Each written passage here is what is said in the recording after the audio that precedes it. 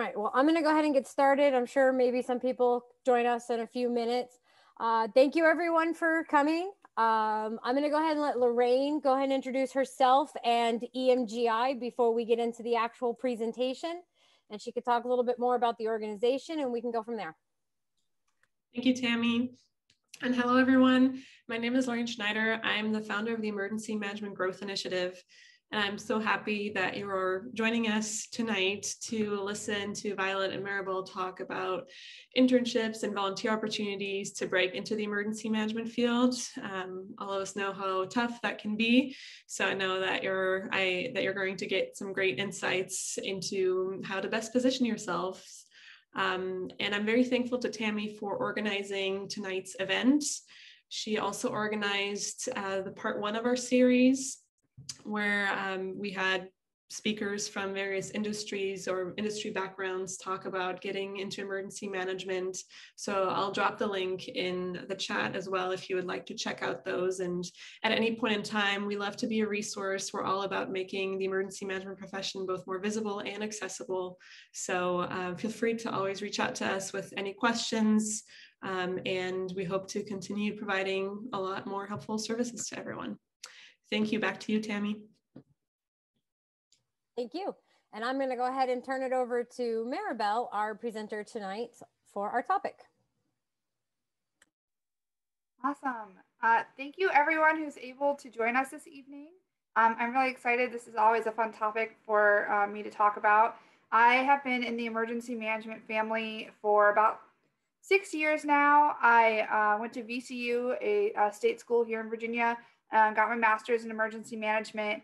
I then had a postgraduate internship with a local county. And then from there, I actually took a little time to figure out what exactly I wanted to do, which is totally okay. And then I wound up with Fema doing public assistance in a temporary contract position with them.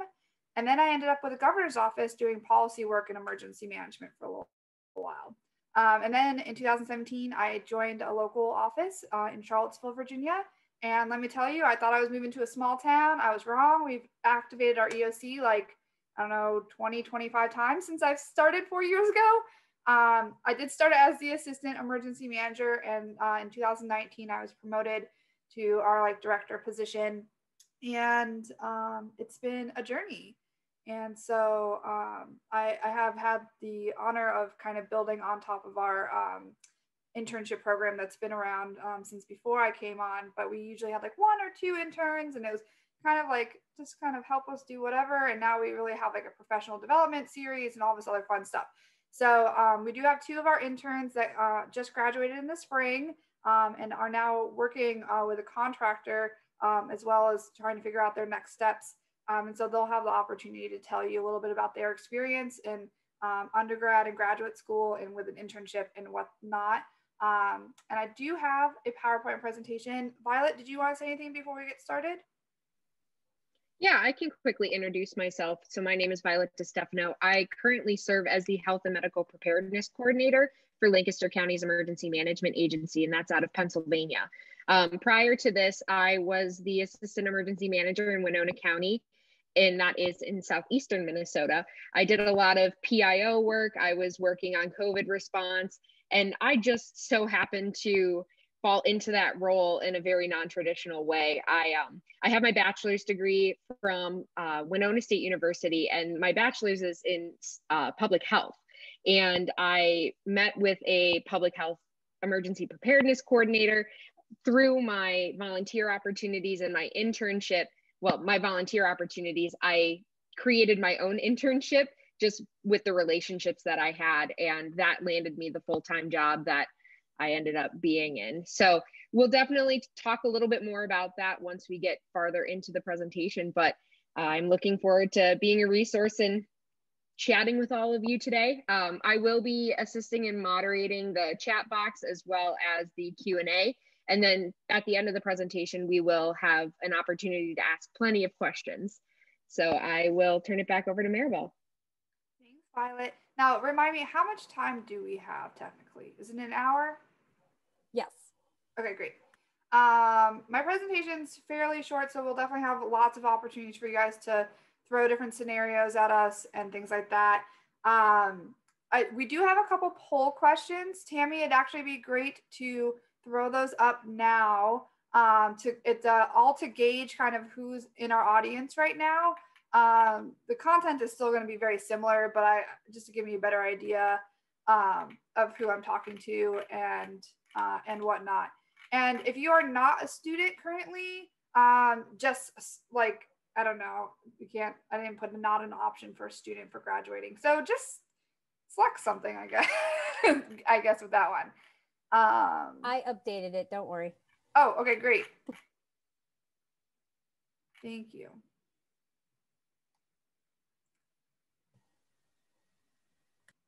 So we'll give you a few moments. I can't see when they finish. So Tammy, I'm gonna leave that up to you. And I'm gonna start sharing my screen. And it actually says that I can't share my screen. Hold on. Sorry. There. That should work now. Okay. All right, I'm gonna give everybody about 10 more seconds and then I'll go ahead and close the polling. And you guys can see my PowerPoint slides. Yep. Yes. Awesome. Okay. And let's see. No. This is what happens when you have too many screens. You gotta figure out where I am. Okay, so let's see. Okay, so oh wow, an overwhelming amount is over 30. Yay! Welcome to the over 30s club. Okay, great. So we've definitely got some professionals, students, others. I don't even know what others would be. So put that in the chat. I'd love to hear what other means to you. It looks like we've got a wide range of desired fields. So that's awesome. Part of my internship program, we actually did speakers from all these different parts of the industry. And that was really cool to kind of hear a little bit about what everyone does in all of these different categories. So that's really cool to see that there's a wide range of interest. And we've got some folks that are graduating in the next 6 to 12 months. Awesome. Okay, well, thank you guys so much for taking that. Really great. All right. So I don't even know where my PowerPoint stuff is. Let's see. If I change it here. Okay. Don't hate me, guys. I started my PowerPoint too soon and now I messed it up. Okay. Okay, great. Here we go. Yay. Okay. So I hope you enjoy this little picture. It's kind of cute. So again, we're going to talk about internships and volunteer opportunities. So let's get the ball rolling. All right. So internships, we're going to talk about types of opportunities, what to look for, how to find one, and then next steps once you have one. And there are some other parts of this series. I believe there's 2 more. And so we're not really going to get too much into like resume building and networking and all that stuff, but I will lightly touch on it. But I don't want to steal those speakers' thunder for the next sessions. And then volunteer opportunities. And I've done a lot of research on trying to get more information for you guys. So hopefully you'll get a lot out of that. And I also have contacts for all of the volunteer opportunities I'm going to talk about. So if you're interested in one of them, please let me know and I will connect you with the people that I know. So awesome. All right. So totally just pulled this off of Google. Traditional definition of internship, a position, a student or a trainee who works for an organization, sometimes without pay, in order to gain work experience and satisfy requirements for a qualification. You can be a semester or year-long experience, paid versus unpaid. But I want you to think outside the box. What are some other things? Like, for example, what Violet did, she was like, I want to work here. I want experience. How can I do this? So either a one-time project or just networking with someone and building on that relationship and working for the organization in whatever manner that means. Shadowing, you can go shadow for a day for, you know, a special exercise or, you know, a week or whatever it is. So like if you find someone who you're like, I want this person to be my mentor. I love what they're doing. I want to do what they're doing. How do I figure out how to do that? Just ask them. I mean, the worst thing people are going to say is no, right? You don't know until you ask. And so that's why the networking part is so important. And I'll tell you, I got my job at the governor's office mostly from networking and things like that. So there's definitely opportunity to get internships and experience and jobs from talking to people. So you're already in the right step, going in the right direction by attending this and getting to know the four of us who are in the field already. So what to look for?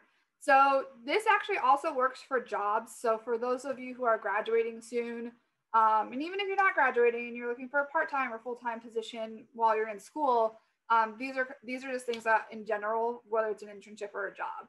So location, location, location. It can become very overwhelming if you're like, I don't care where I go. At least pick like a category or a section of the United States, please, because it's like so daunting to be like, yeah, I can go anywhere. And then you're like, it's so overwhelming. So with that said, location, location, location. If you want to do hurricane stuff, go to Florida or Louisiana or Alabama or the Carolinas. If you want to do forest fires, West Coast, and if you don't really care, then pick somewhere near your friends or your family or somewhere you haven't lived before. Whatever the reason is, just select maybe like 3 to 4 states if you have to, but try to narrow it down to the best of your ability. And then if you can't find stuff, then you can kind of open it up a little bit more. But definitely don't overwhelm yourself by saying like everything under the sun. In person versus remote. So obviously COVID changed everything and there are a lot more remote opportunities. It's obviously going to be a different experience, but you won't be getting coffee and making copies because you're not in the office, so that you'll at least be able to get a little bit more out of a remote situation. But depending on who's hosting the internship, the relationship with those folks might be a little different since you're not in the office. I know the 2 ladies who have joined us tonight were part of my remote internship this last spring. So maybe they'll be able to talk a little bit about their experience with a remote internship. I know that there are definitely benefits to both. Obviously, it's a little bit more flexible if you don't have to walk into an office and get all cute and dressed up and stuff.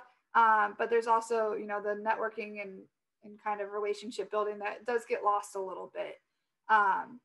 So looking at whether or not that's being offered, sometimes it's nice because like for our internship program this last year, we had students from all over the East Coast because we were able to be remote. So that was kind of another benefit, a silver lining to having to go remote is that you are going to be in a group with people from all over possibly. Paid versus unpaid, obviously we all want the money, but working in emergency management, like any other first responder field, public safety field, you're not necessarily in it for the money. So if that's what you guys want, I would find something else. But it is super, super rewarding. The job is different every day, no matter what position, what part of the industry you're in, it's always going to be different. So if you're ready for chaos, you're in the right place. Project type. So when you're looking at internships, trying to find out if it's something that you're interested in. I have had students interview with me for my program and they were like interested in something I wasn't able to offer. And so I was like, I think that maybe you'd be a better fit here. And so like I would connect them with a different office and things like that. For people who kind of know exactly what they want to do or more better idea of what they want to do. Like this last year, we've been hyper focused on our emergency operations plan and doing a massive review of that. And so if planning and that kind of thing isn't really what you want to do, I mean, it's really important to know what an emergency operation plan is and looks like no matter what part of the industry you're in, because everyone has to have one. So that's kind of a bad example. But if that's not your thing and you'd rather do like grants, like as much as I could do grants with you, it wasn't what I was working on, right? And so trying to figure out, is this internship going to provide you with new knowledge and skills that you don't already have with the types of projects that they're offering? Class credit. Maribel, can I? So I know, yeah. I was going to ask if I could jump in for a second. Of course. So when you talk about project type, I saw in the chat box, some people are just trying to see if this is a career change that they might want to do, or they're seeking employment in the field. Sometimes when you have those conversations with these networking, or these folks that you're networking with, depending on the situation, they may be able to tailor what they want to do. So I had no emergency management experience when I started my internship. And so when I told my supervisor, hey, I just want to get a better idea of what emergency management exactly is, he just kind of threw me in and said, all right, we're going to figure it out and we'll go from here. And it was, you know, it wasn't the most traditional experience that I had in the beginning, but sometimes it's okay to not fully know, and just say, I want a general idea. And I ended up doing my internship part-time for the first year, and then COVID hit, and then I was a full-blown emergency manager. So you have the opportunity to do a lot of different things. But as Maribel was saying, if it's not necessarily going to be the right fit, there will be something that is going to be the right fit for you. Do not lose hope. Exactly. Okay, class credit. So some internships require you to do class credit. So just if you are a student, or even if you're not a student and you're looking at like internship opportunities and things like that, just pay attention to that type of requirement. And then if you are actually trying to do it for class credit, make sure that they know that, because if it doesn't stipulate that on the internship like position list, that's an option, let them know and they might be like, sure. So some of my students do the internship for class credit, and it just requires me to do a little bit of extra work in regards to whatever documents I have to fill out and things like that for their class credit. So some people will be like, sure, let's do it. And other people are like, no, I don't have time for that. I don't know. So just make sure to mention that and to look for that. Again, length of position. So anything from like 1 day, one project to a whole semester, whole year. And also the other thing I didn't put in here is look for growth. So like I'm a one person shop for the most part. I do have a boss, obviously, but he's also the 911 director. So he has to split his time between emergency management and that. But we aren't currently hiring, and we don't have it in the budget to be hiring. I wish I could hire 5 people, but I can't. And so that's something to also look for and to ask for when you're inquiring about an internship or actually doing the interview. Definitely ask, like, is there a possibility I could get hired? Is there a possibility I can come on for another semester or another year? Like, where is that in regards to that internship? And then professional development opportunities. Obviously, you're going to build like knowledge of the industry, but there's a lot more than just like textbook knowledge and experience. It's professional development. So are there training opportunities to build more skills? Can I go to conferences? Can I, just general, some of these soft skills that we learn day to day from doing activities? Is there professional development opportunities?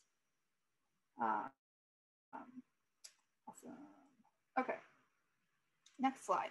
All right, so how to find an internship. And if you all have questions about the stuff that I'm going over, you can either throw it in the chat or you can bring it up afterwards and we'll talk about all this. I'm totally an open book, so feel free to write your questions down now or later.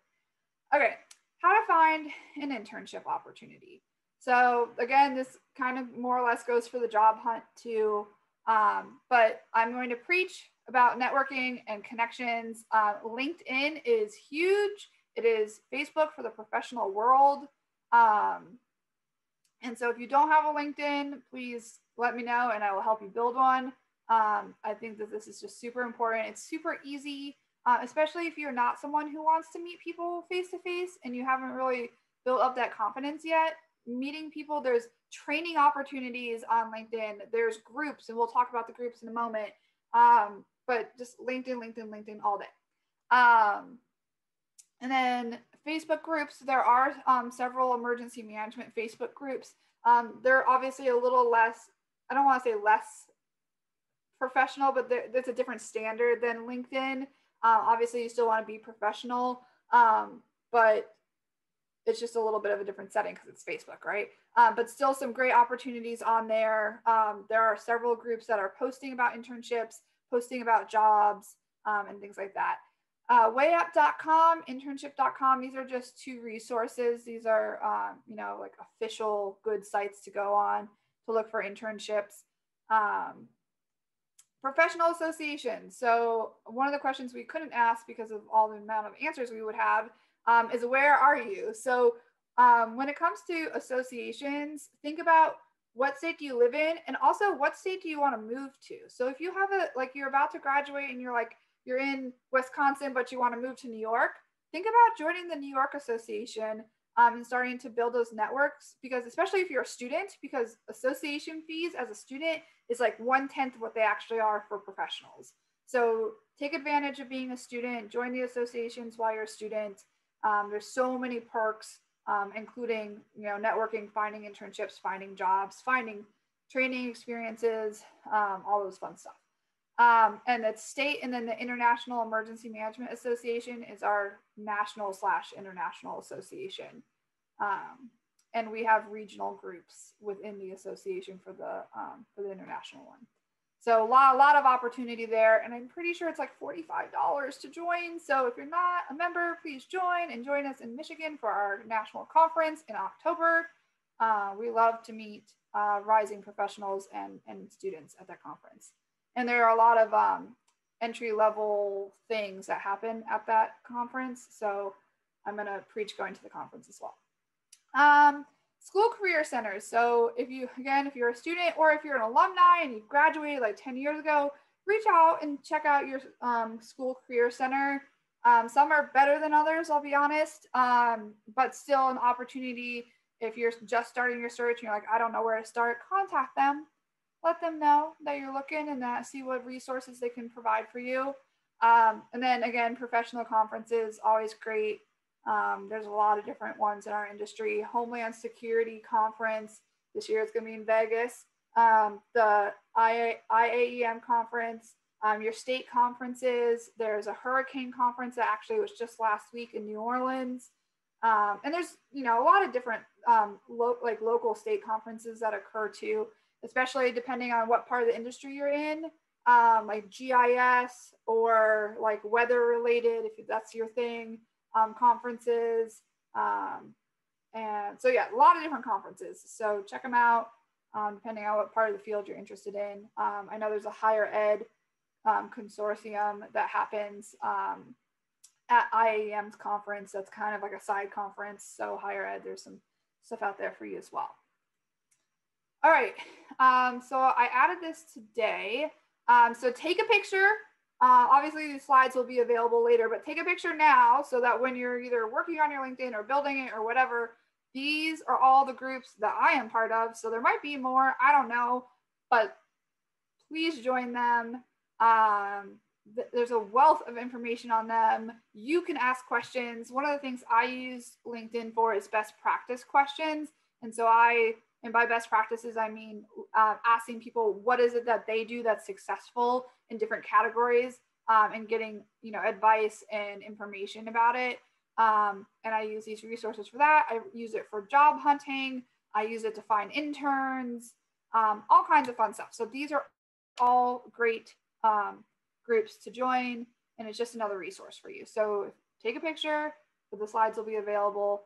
And I think that there's even like links if you clicked on it. So I don't know if that will be live, but if you want me to send you this, send you the slide in an email, I can do that. And then you'll actually have the links just to get to all those groups.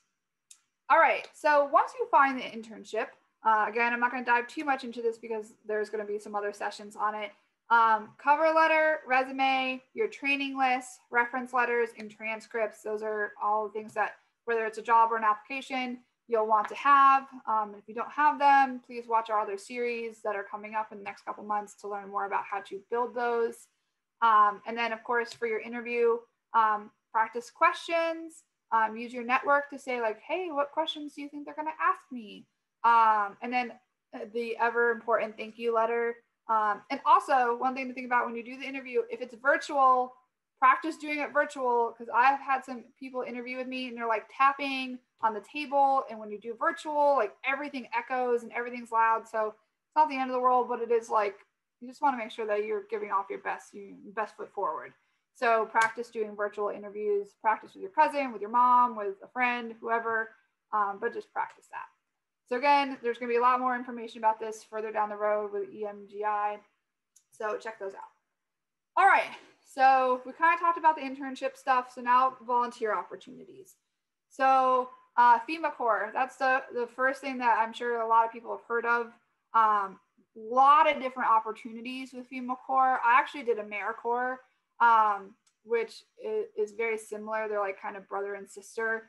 So I wasn't necessarily doing an emergency management stuff, but I was doing kind of like the give back to the community kind of thing. So like I lived off a stipend in like a poor town or whatever, but still super cool opportunity. I know a lot of people who have gone through FEMA Corps. I worked for FEMA. It's a great organization. Obviously, they've been around. They know what they're doing. Really cool opportunity. Actually, just saw someone on LinkedIn who is just graduated from like their first deployment and is now going to Baton Rouge. So she's like been all over the place, and it's just kind of an opportunity for you to travel. So if you don't have a lot of commitments right now, you know, great opportunity to see a lot of different parts of the country and to see a lot of different types of emergency management and to kind of do some boots on the ground work. Community Emergency Response Teams, CERT. This is a national program, and you can pretty much find it anywhere. And if it's not in your town, it might be in the town next door. Some programs are regional, and so there's like multiple cities and counties that will do one team. So you get trained, you get some education, and then if and when there is a disaster, you can get deployed to assist your community or the community next door. It is a great program, and there's opportunities to become a leader in the program. We actually just created a national association for CERT in 2019, right before the pandemic hit. CERT also has a national conference, and I think this year it's like in Minnesota or somewhere out in the West. I don't know. Missouri, maybe it's Missouri. Anyways, there's a conference for that where you can build more skills and meet more people. And it's a free program. And the training is like, I don't know, it depends on where you go to get the training. But ours is like once a week for 8 weeks. And there's actually now an online program that you can do totally self-paced. So yeah, check that out. Local and state exercises. So this is another one of those out of the kind of box ideas to get experience.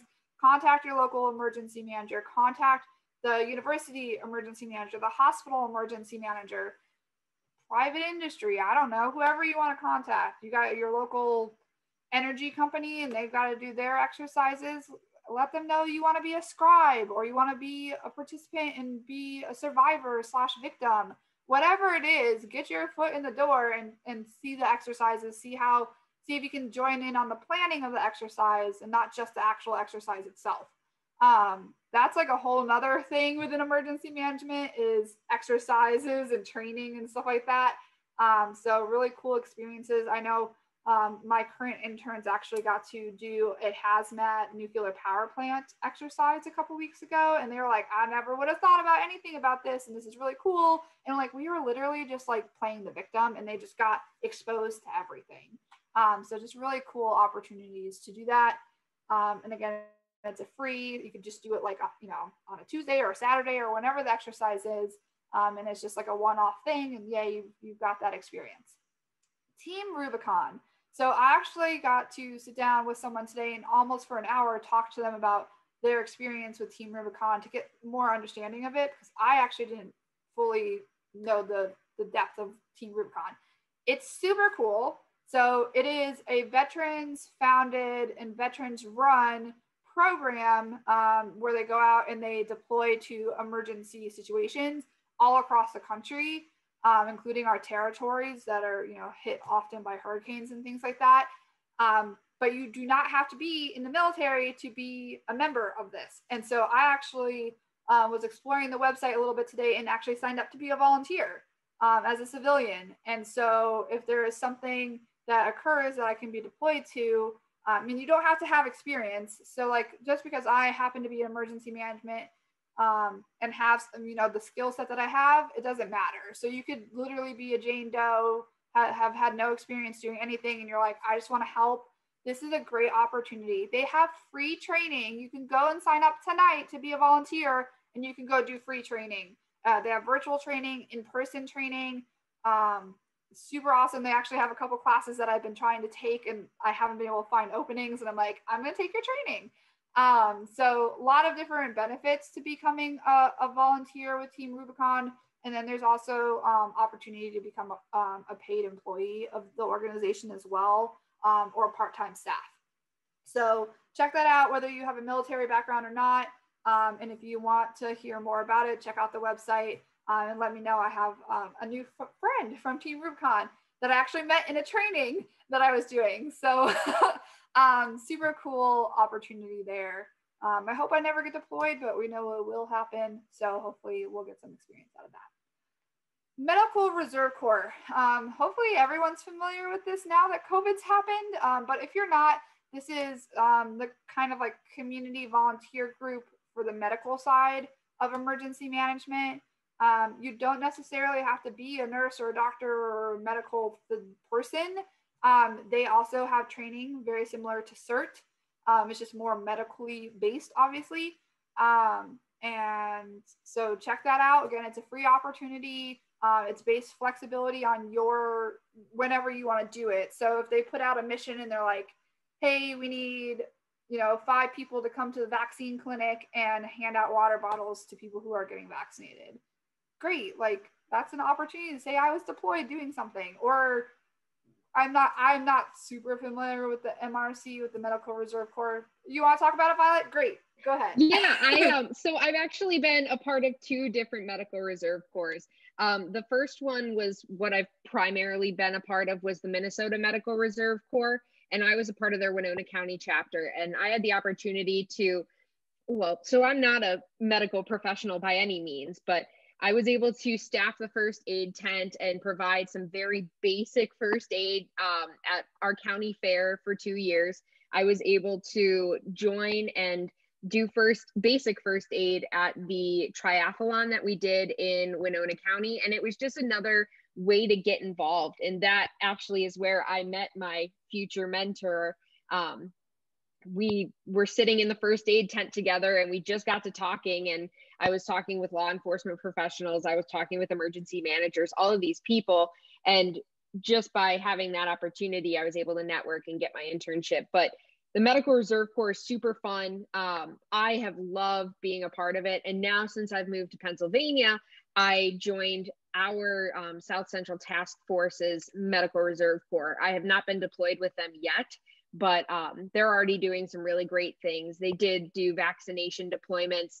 They are doing some community education when it comes to talking about keeping our nursing homes clean and safe, especially during COVID times. So even if you are not a medical person, don't be scared off by the word Medical Reserve Corps, because there are plenty of things that you can do in that field. It's very exciting. Yay, I'm so glad that you were able to talk a little bit more about that. And again, Medical Reserve Corps and the Community Emergency Response Team, both of them, you can literally go and get the training and then never deploy. Whether it's like totally flexibility on your part. So just remember, like, these are, one, it's more training, it's something else on your resume, and then, experience if you do decide to join a deployment. But it's just something good to have in your back pocket. And then both of those groups do continuous training as well. Fema Reservists. So this is, I should have put this up with Fema Corps, but it's a little bit different in the sense that it's not like a full-time job. So you put in your application and you become a reservist. And then when they need, a large amount of people to help with recovery efforts, response and recovery efforts from usually natural disasters, but other disasters as well. Like with the Miami collapse this morning, it's possible they might have pulled a reservist or 2 for that. And then there's also, I'm not 100% sure, but obviously FEMA does more than just physical response and recovery stuff. They do public assistance, individual assistance, family recovery centers, all that stuff. So it's possible that they use their reservists and their FEMA Corps members for all of those things as well. So if you're not wanting to go out and get muddy and deal with people who have just gone through a trauma, there are other positions out there. Maribel, I can speak to that for you. Yay, Tammy. Okay, great. So yes, FEMA Reservists, they do have different reservist positions throughout all the different branches, whether it's response and recovery, mitigation, public assistance, IA, any of that. You decide which one you want to apply for, whatever qualifications you meet. Whenever they need your particular skill set, they will dispatch the group based on region. Normally, so if they're having wildfires out in California, they'll pull from East Coast. If they're having hurricanes down in Florida, they'll pull from maybe the Midwest. So they're going to take you from an area that you have no possibility of being affected by whatever you are being deployed to. It could be a couple weeks all the way up to a few months. You get paid for the time you are deployed, and then you can come back and go to your regular full-time job. There are a lot of people who work full-time in the emergency management field that use this to gain extra experience, extra knowledge. This is one of those fields that you kind of always need to be learning something. Everything always changes, especially by going to different regions. So that's one of the benefits of a FEMA reservist, whereas FEMA Corps is actually like an 8 or 9 month, year-long contract where you're doing, that is your job. Yay, thank you. We got lots of knowledge in the room. This is awesome. And then last but not least, American Red Cross volunteer. So there are paid, career positions with the American Red Cross, but you can also join their volunteer cadre or their volunteer corps. I don't know what they call it exactly, but awesome opportunity. They do a ton of different stuff in the response recovery. They do education as well, preparedness information. I know our Red Cross works with us on sheltering, family reunification, feeding, really anything that we need volunteers for, we reach out to them and ask for assistance. And they also do, for their partners, they do training and exercises as well. Okay, so that's really it. But obviously we've got 20 minutes for discussion, and I can be here all night. So well, I'm going to go ahead and say something real quick. In one of the boxes here, one of the attendees, Jody, mentioned Samaritan's Purse disaster relief. On that same topic, there are hundreds of these nonprofit organizations. And if you want to go global, probably hundreds of thousands of these nonprofit organizations. I mean, just here you've got Mennonite Disaster Services, the Southern Baptist. I mean, almost every type of religious organization has one. You've got some that are linked to Scouts and some that are linked to anything. So if you really want to go into that nonprofit sector, there is a world of that out there. A lot of those tend to be either retirees or those who are just looking to gain that field experience, because a lot of times those are not paid. Those are your volunteer, get deployed, handle the event, and come back. If you kind of want something outside the box, check into Operation Barbecue. They come out and they cook for the first responders. And they will serve the public too if they happen to wander up, but their main job is the first responders, and nothing's better than making barbecue for those that are trying to save the world. Awesome.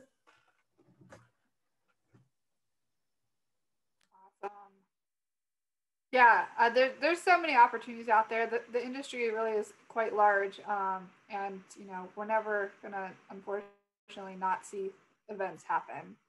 So we have job security, yay! My mom was very happy to find out that I had job security. So this is my contact information. I have no issue giving out my phone number either. I just didn't put it on here. But if you want to chat, we can do that. Zoom meetings, one-on-one. I think that these slides are going to be shared. That's the only reason I didn't put my phone number directly on them. But if you want to connect that way, we can. And then, of course, join me on LinkedIn, please. Always wanting to see that grow. And now you can drop in your questions if you haven't already. And I'm going to stop sharing my screen so you guys can see my beautiful faces. And Violet, I know you've been reading. I was trying to read, but is there any topics? It's all good. I wanted to see if you wanted to introduce your previous interns, just so that they can have a minute or two to just kind of share their experience, and then we can jump right into questions. Awesome. Yes, Nia and Lauren, thank you so much for joining us. I am so excited to see your faces. So if you want to turn your cameras on, and then Nia, if you want to go first, because you're the first one on my screen, and then Lauren, you guys can talk about whatever it is, internships, the job search, how that's going, all that fun stuff. So hi everyone, my name is Nia, and I'm actually currently still in grad school for disaster management at FIU, and I finished this summer, which is really exciting for me and really scary at the same time, because I'm also looking for full-time opportunities. But Maribel mentioned a lot of helpful information, and her internship really helped me branch off and find different opportunities. So one of my opportunities is that I'm now on the board of EMGI, and I would have never learned about EMGI if it wasn't for my internship. So I'm really grateful for that. And then I'm also working part-time with a consultant company. So is Lauren, and we both probably wouldn't have gotten that opportunity if it wasn't for Maribel. So when you are doing internships, I would just say, make sure you're like asking, other than your tasks, ask your bosses or the people that you're working with, like, what are they doing and what are they a part of? Because then you can figure out, maybe I should research that to see like if that's something I would do. And when I started my internship search, I had no idea what I wanted to do specifically. But I'm from the Virgin Islands, which is hurricanes all day, every day. And I knew that I wanted to at least figure out or experience a different part of the states so that I could understand, like, how do they deal with things? Is it the same approach? Just for more general information. So that was beneficial. And then also the volunteering opportunities, definitely take advantage of that. One of my professors works for Team Rubicon, so that's how I was introduced to it. And it's definitely an organization I see myself being a part of in the future. So even when you see an opportunity and you don't think like, hey, I qualify for this, or this doesn't seem like something I really want to do, I would say just apply, because you never know what could happen. Hello, everyone. My name is Lauren Holtzclaw, and I am from the Northern Virginia area.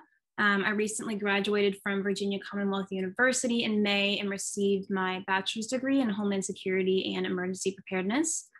During my fall semester of 2020, I received an email from one of my professors who just had kind of like a list of internships and different job opportunities that were available at the time. I knew I definitely wasn't ready for a job just yet, but I saw the application for Maribel's internship program and read the requirements and the responsibilities and definitely decided to apply. I was definitely extremely nervous because I never had an internship before, but Maribel was very welcoming and easy to talk to. The internship was remote, like Maribel said, but I like working from home, so that aspect didn't really bother me. But the internship was definitely worth it and has allowed me to find kind of like a love for the emergency management field. We worked on various projects such as revising emergency support functions. We conducted different interviews for those who worked during the COVID-19 pandemic. And I myself was fortunate enough to be able to volunteer at one of their COVID-19 vaccine clinics. The internship definitely allowed me to gain kind of that experience with applying what I had learned in college to actual work, and that was very rewarding. I actually was able to get a job, like Nina said, at the emergency management consulting company right before I graduated that Maribel actually sent to me, and I still continue to hold that position. I definitely would never have applied to the job if I didn't apply to the internship, because I wouldn't have known Maribel. And if I graduated from VCU without having the internship experience, I probably would be definitely clueless about where to apply for jobs and how to apply myself to be able to get ready for interviews. Emergency management is really all about networking. And even though my internship ended in May, Maribel still reaches out to me about various things.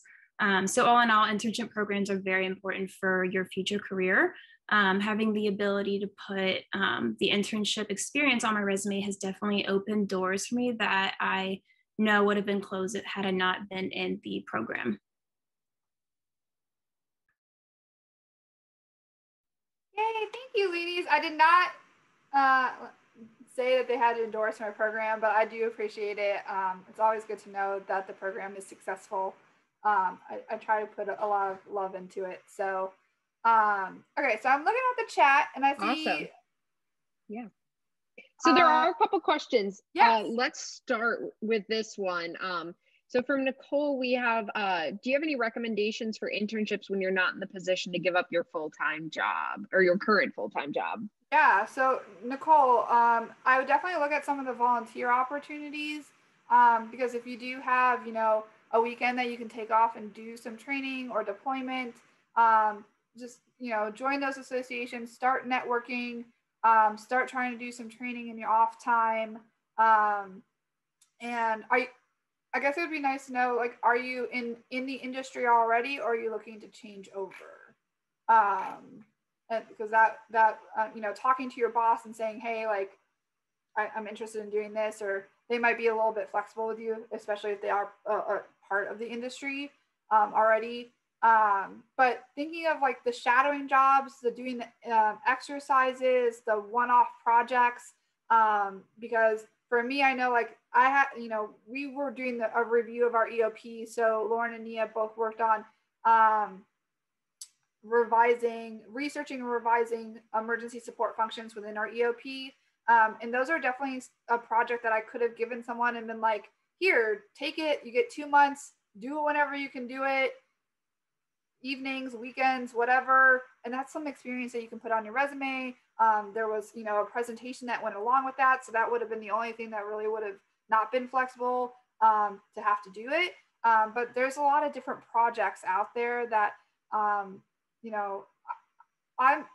emergency management, unfortunately, is very reactive, especially in smaller offices. And so there are a lot of projects that I'm like, man, I really wish I could research and do more with this, but I am dealing with COVID, or I'm dealing with a tornado that just came through, or a building just collapsed. Now I'm dealing with that, whatever it is.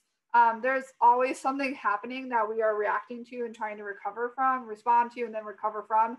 But with that said, okay, not in the industry, that's fine. So yeah, so just reaching out to wherever you want to get into. So whether that's as a local EM, and really, even if you're like, well, I really want to work for my local energy company and be their safety officer and emergency manager, great. You can still go to your local EM or to the hospital EM, or if you have a major university or a small college, they all have emergency management offices, and just ask like, hey, is there a project? Because no matter what it is, it's going to be relevant to the industry.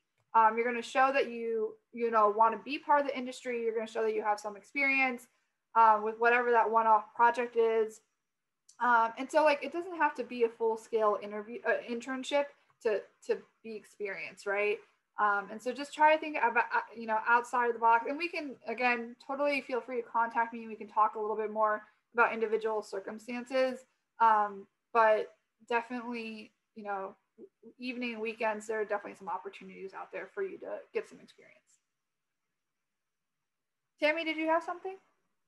No. Okay. No, that was pretty much it. The best thing to do is to, like she said, just try to volunteer with your local organization, reach out to them, especially if you're not already in the field. I can tell you, I came from a construction background coming over. We have to be a 2-income household in order to sustain ourselves. I could not quit one job to gain all the experience I needed for this one. So I volunteered with organizations that I could do stuff at night, on the weekend. Heck, even doing stuff with American Red Cross in your community. You can do stuff on the weekends. You can do stuff at night. You can be one of their duty officers if one of your neighbor's house unfortunately has a fire or something happens and you get called out to assist with that. All that adds up to experience. And a lot of times those people who oh, I have the degree, but this entry level job says that I need so many months or so many years experience. That volunteer counts. Even with FEMA, it'll tell you all your volunteer experience. One of the things that people don't understand is, yes, generally speaking, when you're putting in your resume for a professional position, you want it short, sweet, and to the point. If you're applying for a job on USA Jobs, and almost anyone who's ever put in an application on that site will tell you, you want to brag about every little thing that you've ever done in this industry, because each one counts as a bit of experience and it all adds up. And that's really the only thing that I can say as far as trying to gain that experience when you can't quit your other job. All right, we have another question. Michael put in the chat box, do you think that climate change will increase the demand for emergency managers?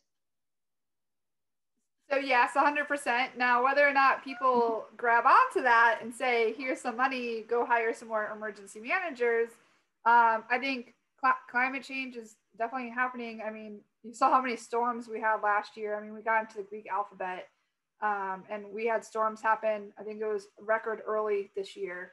And wildfires and so natural disasters, but also looking at cybersecurity and all that stuff. That's a huge thing. Right now, we are working on an internal cybersecurity document with my 911 office. And it's a little alien to me because I'm not super tech savvy. That's one of my weaknesses, but something I'm, willing to learn and, get a better understanding of, because it is important. And going into as we move further into the technological world, it's just going to become that much more important. So it's becoming a huge part of emergency management, and we see a lot more people with tech degrees and backgrounds in that type of industry molding into the emergency management world. So if you have that skill set, or that comes easy to you, you're in luck, because we need a lot of help with that. But yes, I think one of the problems is getting leadership to recognize the importance of emergency management, and hiring more people. I could tell you, my office, I could use 5 more people. Will I ever get 5 more people? Probably not. However, and again, we are really reactive. And so usually something happens and then they're like, okay, yeah, we need 3 more people, and they'll hire 3 more people. Like we did have a mass shooting in Virginia Beach a few years ago, and they since hired a few more people to do some recovery efforts that are going to be long lasting for that community. And that unfortunately did come out of an incident happening. But the field will continue to grow as people see its importance, as they understand that it is different than firefighting and it is different than policing. It's definitely an industry of its own. And we have a lot to do, and we have a lot of knowledge and skills that we can bring to the community, and in both mitigating, preparing, recovery, response, all those things. There's a lot of work to be done, and there's not enough people. So, yeah. So we have just about time for one more question, and it looks like I've got one here from Kayla. Kayla, I apologize if I pronounced your name incorrectly, but so they are telling us that they are applying for internships, and some of the internships are requiring letters of recommendation from professors. Is this something that you can get around if they've been out of school for a little bit? What are your experiences, Maribel, with that? So I would definitely suggest contacting the internship and asking what the options are, because especially if you've been out of school for a little bit, they might take something from an employer or a colleague or something like that. I would definitely reach out to them. I haven't experienced that. Usually if they're asking for letters of recommendations from a professor, it's probably an internship that's targeted towards students who are in school. However, if, all the questions disappeared. Oh, because you answered them all. Okay, I'm like trying to continue. Yeah, so the best thing would be to ask. And then if, come back to me if they say no, and I'll figure something else out for you. But they should be flexible with that. Obviously, they don't want necessarily want a recommendation letter from 5-10 years ago. They want something more recent. So, all right. So are we closing, or can I answer more? I'm stuck all night here. Can I add one more thing to that? For Kayla, or Kayla, sorry if I'm pronouncing your name wrong. One suggestion that someone made for me when I was starting my program is that Fema offers free trainings online that are emergency management related, obviously, and you can take them at your pace. And even if you take a couple of those and add them to your resume, it can show your interest and that you've already tried to learn some of the foundational knowledge and concepts. Yeah, that's great. So I'm looking at Tammy and Violet to see if I can keep talking or if I should stop talking. So it was scheduled to end at 8 o'clock Eastern, 5 o'clock Pacific. Don't know, and I know there's somebody mentioned Canada, so I know they're kind of everywhere. I'm gonna do my best. If you want to hang out here, we're good for a few more minutes. So that is completely up to everyone else's time. If you have any questions or concerns and you're short on time and you can't stay to hang out and have a conversation, that is perfectly fine. I recommend finding us on LinkedIn, and we are all willing to, accept your connect and go ahead and respond that way. From there, we can share our emails and contact information and stuff like that. There's a lot of us on here. It's a lot to put up and have everybody write down in a short amount of time. So that would be my best recommendation that way. If you want to stay and hang out and ask a few more questions to Maribel, as long as she's willing to hang out, that I'm okay with that. I'll leave this open for a few more minutes. But if not, again, thank you for your time. Thank you for attending. Definitely keep an eye on Emergency Management Growth Initiative on LinkedIn. And we have a YouTube video or YouTube channel that we go ahead and post these videos on. And we have a whole lot more coming. Like it was mentioned, Maribel mentioned earlier, our next one is in a few weeks. And it's going to be on cover letters and resume writing. Shortly after that, we're going to go ahead and have some information on interview skills.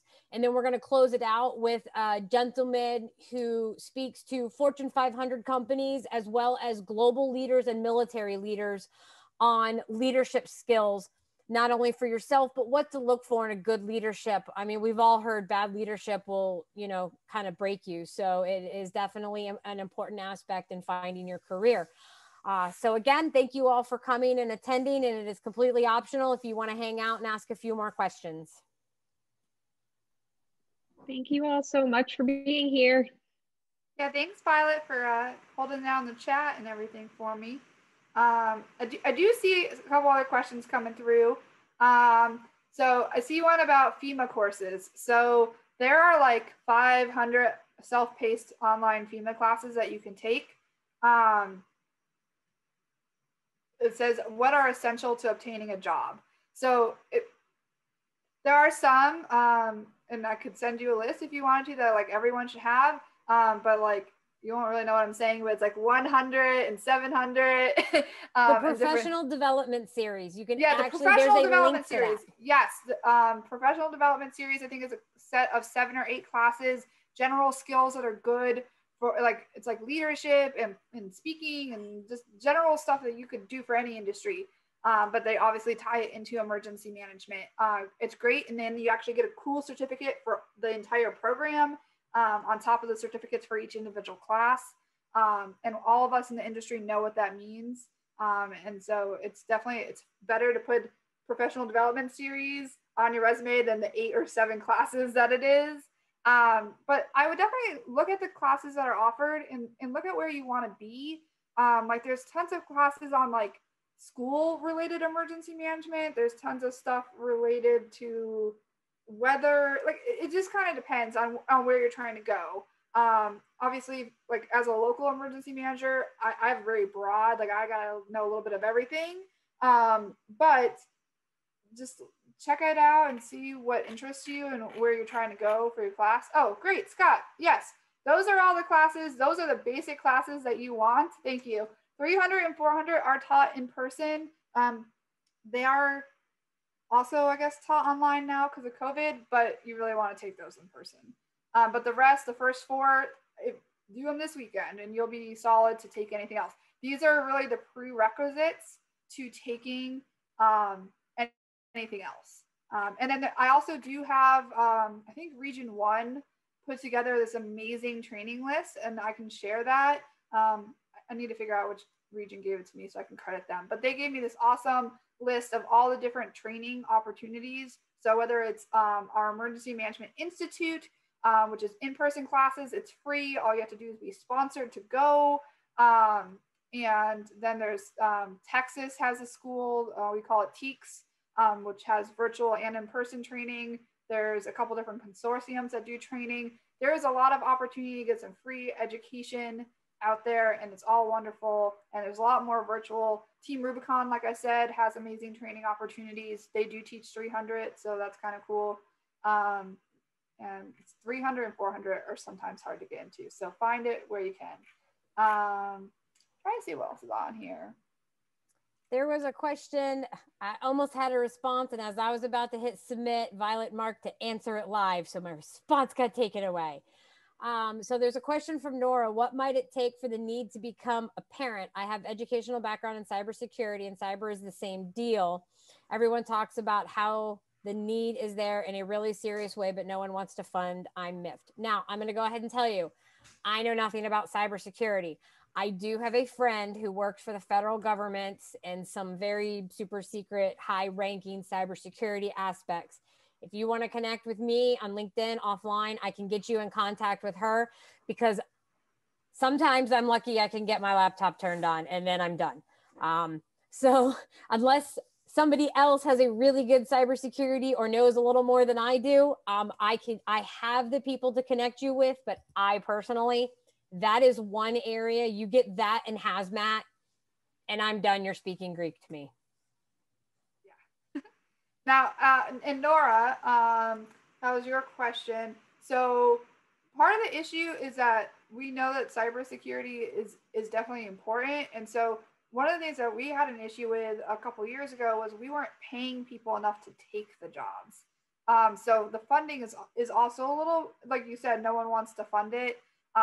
I think that, again, we're very reactive. And now that we've had these couple last major issues with cybersecurity, I think we will see a lot more jobs come out of that, but it's going to take anywhere from 6 to 18 months to really start seeing them pop out. There's a lot that goes into the HR of creating a job, especially at the state, local, state, and federal level. Private industry can go a little bit quicker, but it does take a while we can't just like say, oh, we want a cybersecurity tomorrow and someone be here in 6 weeks. It just doesn't happen like that. I can say, building off Maribel's statement on being reactive, funding in the field of emergency management is just that. After a hurricane, after a tornado, there's tons of money thrown into mitigation, disaster management. I grew up in South Florida. My very first hurricane was Andrew, and I didn't move out of Florida until about 10 years ago. So that means I also went through the storms of 2004. I can tell you, after an event like that, there are dollars upon dollars upon dollars thrown into that kind of stuff. Now that we've had COVID, the medical side, infectious diseases, things like that, we're going to see a ton of money thrown into the medical EMs, and they are shining because outside of the Spanish flu, no one knew what they were. Cybersecurity, as we know, it's always something everyone talks about, but nobody wants to admit is a problem. And with everything going on, we have to piggyback on the current disaster. I hate to say it, unfortunately, it is just the nature of the beast. So with cybersecurity really on the rise, you're going to see a lot of money thrown that way right now. So definitely kind of take advantage of that while you can.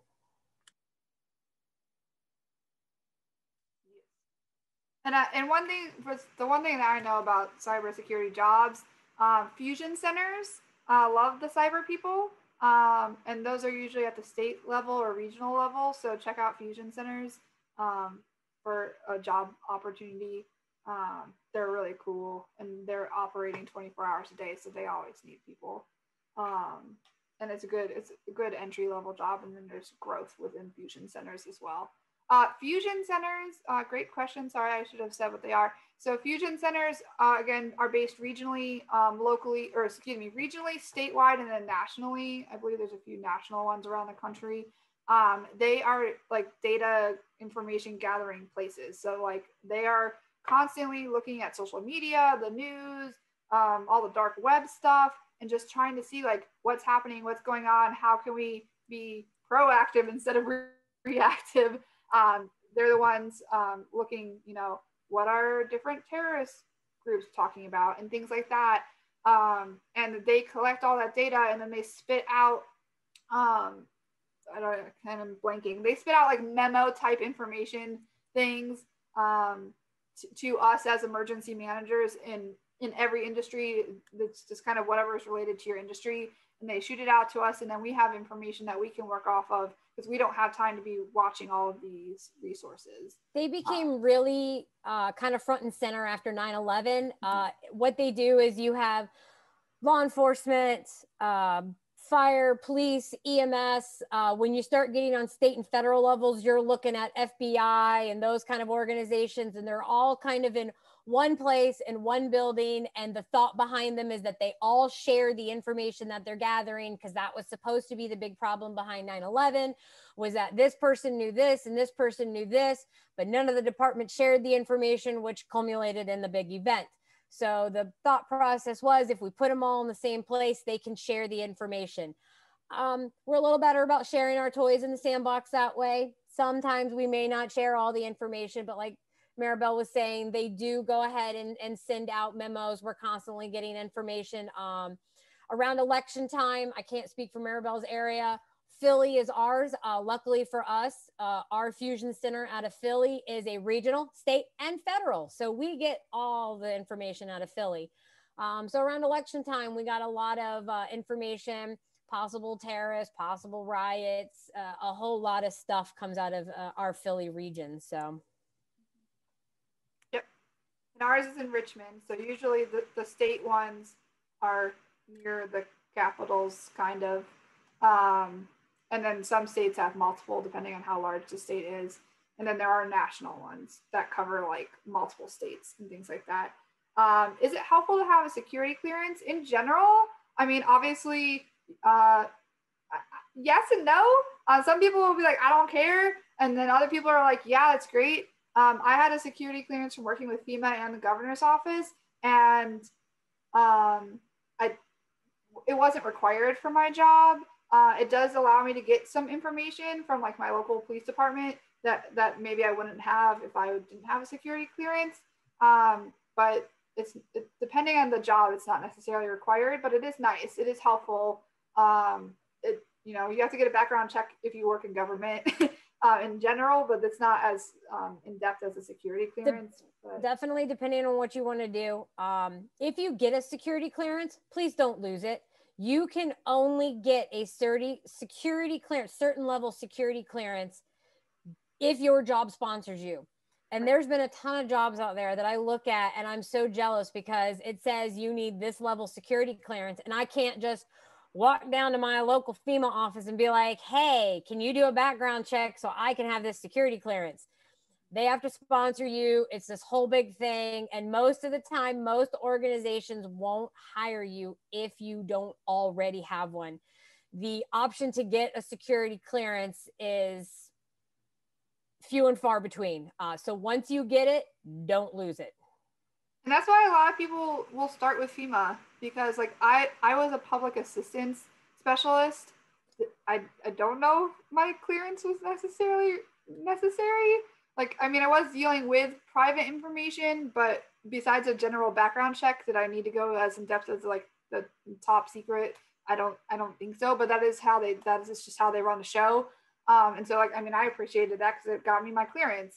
And so that is a good way to get it, is to go and do a stint with FEMA. But is it necessary? No, not necessarily. Try and look at what else is on here. Again, feel free to, you know, shoot us emails, questions, LinkedIn. If you come up with questions later, If you find an internship or a job and you're like, I don't really know what I'm doing, can you help me? Just reach out.